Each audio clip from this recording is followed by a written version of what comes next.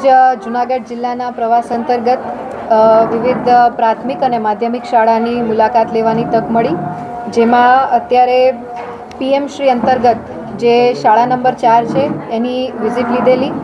ખૂબ સરસ શિક્ષણ, મૂલ્યો આધારિત, સંસ્કાર આધારિત અને ઇન્ડિવિજ્યુઅલ બાળકનું જે કેલિબર છે એમાં બાળક કેવી રીતના વધારે સારું કરી શકે એના ઉપર ભાર મૂકતી આ શિક્ષણ વ્યવસ્થા. ત્યારે હું આ શાળાના આચાર્ય, શિક્ષકગણ અને તમામ વાલીઓનો ખૂબ ખૂબ હૃદયપૂર્વકનો આભાર માનું છું કે જેમણે આ સરકારના વિભાગ ઉપર અને સરકારી શાળા ઉપર જે ભરોસો દાખવ્યો છે અને ભરોસો સંપાદિત કરી અને આ બાળક જે અહીંથી ભણી અને શ્રેષ્ઠ શિક્ષણ અર્જિત કરી અને સમાજ જીવનમાં ખૂબ સરસ યોગદાન આપે એ પ્રકારની વ્યવસ્થા અહીં જોવા મળી.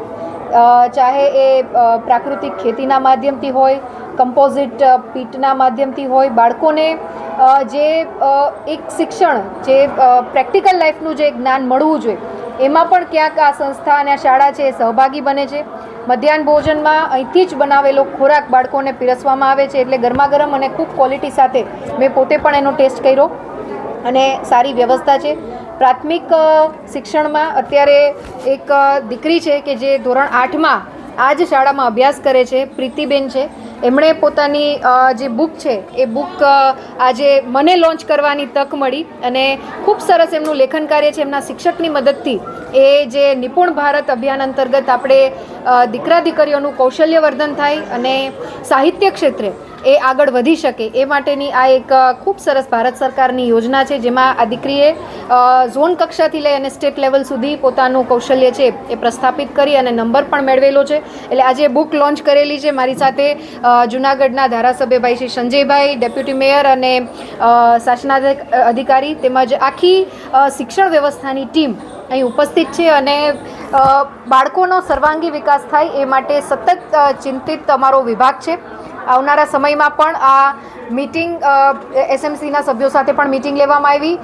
તદુપરાંત હજી એક માધ્યમિક શાળાની પણ મુલાકાત છે. ત્યાં આપણે જનરલી કાઉન્ટર કરવાના છીએ કે ડ્રોપ આઉટ રેશિયો કેવી રીતના ઘટાડી શકાય. એટલે મારે આ પ્રેસ મીડિયાના માધ્યમથી સૌ નગરજનોને એક વિનંતી કરવાની છે કે આપણું બાળક જ્યારે પ્રાથમિક 8 ધોરણ સુધી અભ્યાસ પૂર્ણ કરે ત્યારે આપણી એક જવાબદારી બનતી હોય છે કે એને 12 ધોરણ અને 12 ધોરણથી કોલેજ સુધીનો અભ્યાસ કમ્પલસરી પૂર્ણ કરાવીએ. કેમ કે અમારો વિભાગ સતત પ્રયત્નશીલ છે કે બાળકોનું શિક્ષણ કોઈ કારણોસર અટકે નહીં અને પ્રાથમિક શિક્ષણ પછી એમને માધ્યમિક શિક્ષણ પણ મળી રહે. 12 ધોરણનો અભ્યાસ કર્યા પછી કોઈ પણ ક્ષેત્રે કોલેજના માધ્યમથી પ્રવેશ કરી અને ખૂબ સરસ શિક્ષણનું એ જ્ઞાન અર્જિત કરી અને સમાજ વ્યવસ્થામાં પોતાનું યોગદાન આપી શકે.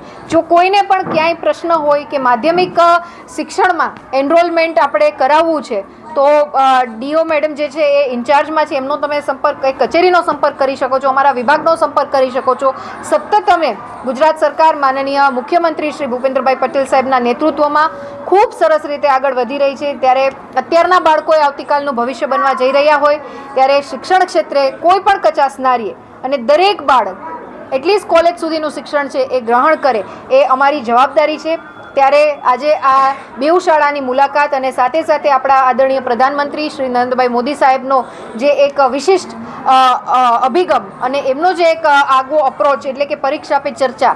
હવે 10મા અને 12માની બોર્ડની પરીક્ષા શરૂ થવા જઈ રહી હોય ત્યારે દરેક વાલીના મનમાં, દરેક બાળકના મનમાં ક્યાંક સંશય, ક્યાંક આત્મવિશ્વાસની ઉણપ ના રહે અને સતત એને જે જ્ઞાન પ્રાપ્ત કરેલું છે એ વધારે મેક્સિમમ રીતે કેવી રીતના ડિલિવર કરી શકે અને પરીક્ષાનો ભય ના રહે અને ભાર વગરનું ભણતર છે એ કેવી રીતના આપણે પ્રેક્ટિકલ લાઈફમાં ઇમ્પ્લિમેન્ટ કરી શકીએ માટેનો ખૂબ સરસ કાર્યક્રમ 9th એડિશનનો જે પીએમ સાહેબનો છે કે પરીક્ષા પે ચર્ચા એ નિહાળી અને દીકરીઓ સાથે પણ મને સંવાદ કરવાની તક મળી. ત્યારે જૂનાગઢ જિલ્લાના પ્રવાસ ખાતે આજે મહાનગરના પ્રવાસ અંતર્ગત આ શાળાઓની મુલાકાત, સંસ્થાની મુલાકાત અને સાથે એસએમસી કમિટીની મુલાકાત લઈ અને શિક્ષણ વિભાગનો જે એક આખો અહેવાલ જિલ્લામાં કેવી રીતના કાર્યરત છે એ લઈ અને ખૂટતી વ્યવસ્થા કરવાની એક આખી રિવ્યૂ બેઠક પણ કરવાની છે. અને એક વાલીઓને પણ હું મારા માધ્યમથી ખાસ કહેવા માગું છું કે બને એટલું અત્યારના સમયમાં, પહેલાં આપણે બાળકો રમતા તો એના અંદર ખેંચવા પડતા, હવે આપણે બાળકોને બહાર કાઢવા માટે પ્રયત્ન કરીએ છીએ કે આપણું બાળક મોબાઈલમાંથી નીકળી અને મેદાનમાં, રમતગમતના મેદાનમાં વધારે સમય વ્યતીત કરે. ત્યારે ખાસ મારા માધ્યમથી વાલીઓને વિનંતી કે મેક્સિમમ આપણા બાળકોને કોઈને કોઈ એક સ્પોર્ટ્સમાં આપણે એનરોલ જરૂર કરાવીએ અને મોટિવેશન આપીએ એટલે ફિઝિકલ ફિટનેસ અને આ મોબાઈલનું જે દૂષણ છે એ વ્યસન ના બને એ માટેનો એક જ રસ્તો છે કે બાળકને મેક્સિમમ આપણે સ્પોર્ટ્સમાં એનરોલ કરાવીએ. મારું નામ મુછાળા બંસી છે. હું ધોરણ 6 માં અભ્યાસ કરું છું. કન્યા શાળા નંબર 4 ની અંદર હું અભ્યાસ કરું છું અને મારા સરનું નામ મયુર સર છે અને અમને અમારી સ્કૂલમાં આજે રીવાબા આવ્યા હતા અને હેને અમને જમવા બોલાવ્યા હતા. અમે જમવા જાય ને પહેલા અમે હેન્ડ વોશ કરીએ.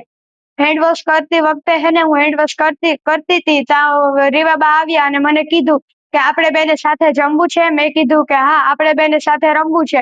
પછી અમે બે જમી અને પછી છે ને રીવાબાએ મને કીધું કે તને કઈ ગેમ સૌથી વધારે ગમે છે. તો મેં કીધું મને સૌથી વધારે ખોખો, કબડ્ડી અને ફૂલ રેકેટ ને એવી બધી વસ્તુ ઓલા દોરડા ખેંચ ને એવી ગેમ મને ગમે છે. તો એ આપણે એકવાર ટ્રાય કરશું કે જ્યારે હું પાછી આવીશ ને ત્યારે. તો તમે ત્યાં આજે આવ્યા હતા ને ત્યારે મેં ખોખો એકવાર એની ભેગા રમ્યા હતા અને પછી મને પૂછ્યું હતું કે તે ખોખો ક્યારે રમ્યો છે. મેં કીધું કે હા, અમારી સ્કૂલમાંથી ખેલ મહાકુંભમાં લઈ ગયા હતા ને ત્યારે મેં રમ્યો હતો. તો પછી મને પૂછ્યું હતું કે ક્યાં લઈ ગયા હતા. તો મેં કીધું હતું કે ભવનાથમાં સ્કૂલ છે ને ત્યાં લઈ ગયા હતા અને ત્યાં અમે ખોખો રમ્યા હતા મિનરાજ સ્કૂલની અંદર. હું એમ વિરાણી, પ્રિન્સિપાલ પીએમ શ્રી કન્યા શાળા નંબર 4 પ્રાથમિક શાળા ગોધાવાવ જુનાગઢ. આજ રોજ આદરણીય શિક્ષણ મંત્રી શ્રી રીવાબા જાડેજાનો જુનાગઢ પ્રવાસ હતો. તે અંતર્ગત અમારી કન્યા પ્રાથમિક શાળા નંબર 4 નો આજે મુલાકાત લીધેલી હતી. મુલાકાત અંતર્ગત આદરણીય રીવાબાએ અમારી પીએમ શ્રી કન્યા શાળાને 100 વર્ષ પૂર્ણ થાય છે તેની શતાબ્દી મહોત્સવની ઉજવણીનો પ્રારંભ કરાયો. સાથોસાથ ઓર્ગેનિક ફાર્મ, સાયન્સ લેબ, મધ્યાહન ભોજનની સાથે મુલાકાત લીધી. ઉપરાંત દીકરીઓ સાથે ખોખોની રમત રમી અને શિક્ષણ ક્ષેત્રે સરકારશ્રી તરફથી થતા પ્રયાસોને અમે જે સાર્થક કરીએ છીએ તેની પ્રશંસા કરી અને સાથોસાથ અમારા એસએમસીના સભ્યો અને વાલીશ્રીઓ સાથે મીટિંગ પણ કરેલી હતી અને શાળાની તમામ બાબતોની ચકાસણી કરી અને ખૂબ જ આનંદિત થઈ અમને સૌને શુભેચ્છાઓ પાઠવી અને એથી મુલાકાત કરીને ગયા છે.